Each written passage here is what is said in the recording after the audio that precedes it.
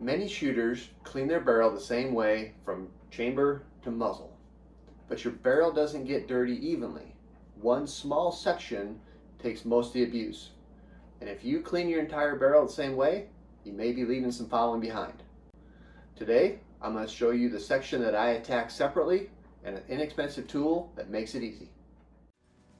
Connect the Dots is about sharing proven accuracy and precision guidelines, learned in competition, in a way that hunters can use in the field. Hi, I'm Jason Stanley. Welcome to Connect the Dots. Here's a quick example of what I'm talking about and why it matters. Tonight for supper, we had lasagna. This lasagna pan is similar to our rifle barrels.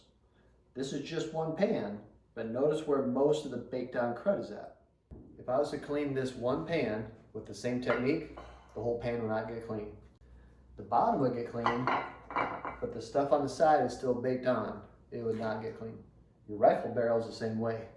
The neck area and the first 3 to 4 inches have that baked on fouling, and that takes a different process. And that is where the short rod comes in. Before we start, please don't get me wrong. I am not saying you're doing a bad job of cleaning. What I am saying is if you add these few simple procedures, it might make your current process better. I like to divide the barrel up into 3 sections. You have the chamber area, you got the neck and the first 4 inches, then you got the rest of the barrel. Today, we're going to focus on that second area. I got home late last night from a rifle tournament. I purposely did not clean this rifle after the 200-yard portion so that you could see what it looks like before I clean it. This is what it's going to look like after about 60 rounds or so. So, using a test long Borescope, let's see what she looks like.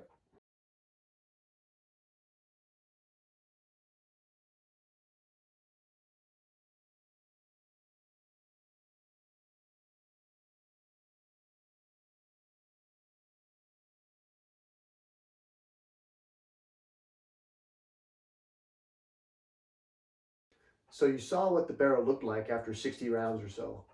And there was some carbon in the neck. There was a little bit of hard carbon buildup on the front part of the lands, but it wasn't horrible. It was still shootable. That's one of the benefits of the process I'm about to show you. We'll talk more about that towards the end. First, always protect the scope and the stock. Using a bore guide, I'm going to send 2 wet patches down the full length of the barrel. While the barrel is soaking, I like to attack that second area, the neck area and the first 4 inches of the barrel. And I do that by taking a short cleaning rod, insert a nylon brush, and then wrap a cotton patch around that nylon brush. Now, a couple things about that.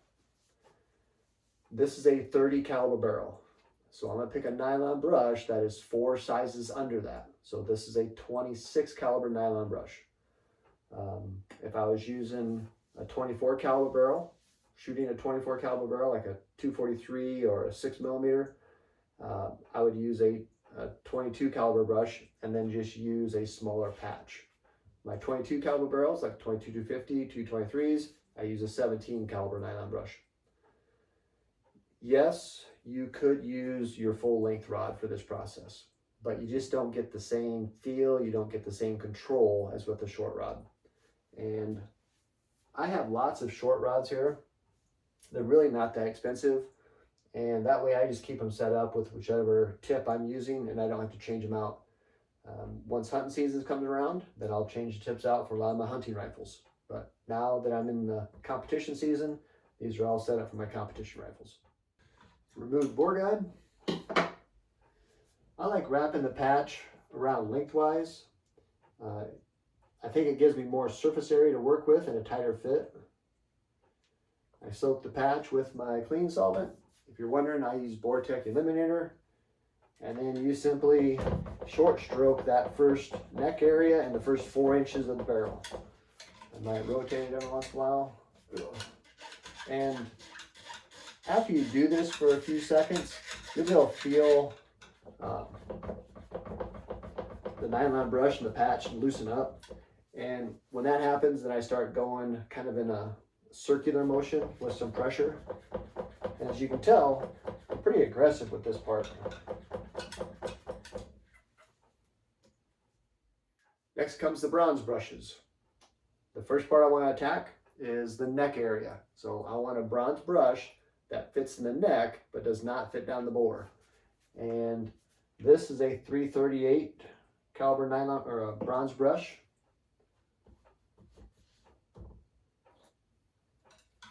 And so I can feel it and it just gets stuck right there. Now, don't jam it in there. And then I just rotate it. And all I'm cleaning right now is that neck area. You saw in the video there was a couple black streaks in there. This is getting that out. And I can scrub a little bit. You can feel when it hits the lands in there. Don't jam it in there. You'll get it stuck.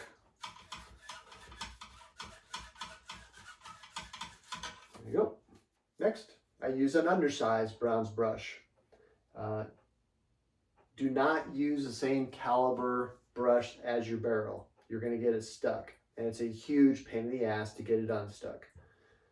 Bronze brushes are usually meant to go the full length of the barrel, exit the muzzle, and then come all the way back out, exit the chamber. They are not made for short stroking, which is exactly what we're going to do. This is a 30 caliber barrel, so I'm going to use a 28 caliber bronze brush. Add some solvent, and then I'm going to short stroke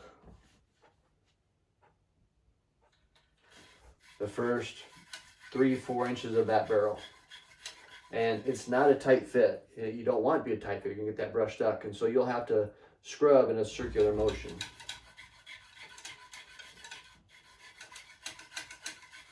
These bronze brushes, they're like scrubbing the top part of that lasagna pan. That's where the hard carbon, the carbon ring is forming. This is preventive maintenance. It's stopping that buildup from becoming incredibly hard or maybe even impossible to get rid of. If you already have the carbon ring, then you're going to take some extra steps to get rid of it. And those are shown in this video.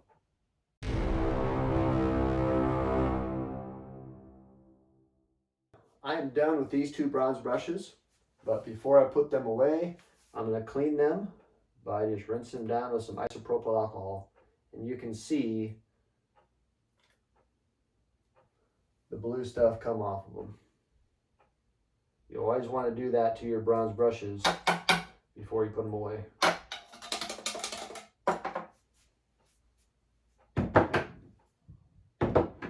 Okay, the last step is go back to that 26 caliber nylon brush on the short rod, and you just want to short stroke it again. You want to try and clean up anything that you dislodge with that brown brush or any solvent that's left over. And I'll usually do this a couple times. I don't have to get it perfectly clean because remember, we still have to clean the rest of the barrel. The barrel's still soaking with its solvent, and when I clean that, any parts that I miss with this, I'll be able to get with that next part.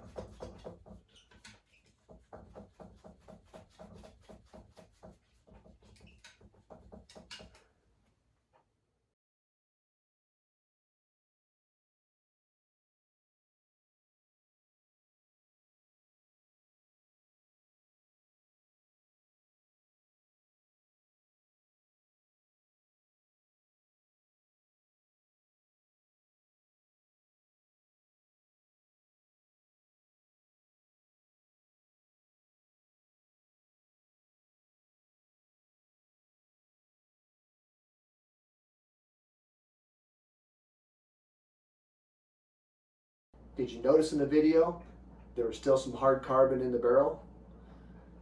This process does not get rid of all the hard carbon. What it does is it helps mitigate that. It helps so that the hard carbon doesn't build up to the point where it is a huge pain in the butt or maybe even impossible to remove. Every 200 or 300 rounds, I will put ISO through this barrel to get rid of that little bit of hard carbon that was left. The key isn't harsh chemicals or expensive equipment. It's recognizing that different parts of your barrel foul differently and therefore need to be cleaned differently. This process is not that difficult and only adds a few minutes, but it does a much better job of managing that hard carbon before it becomes an issue. Your barrel and your groups will thank you. Until next time, enjoy the process.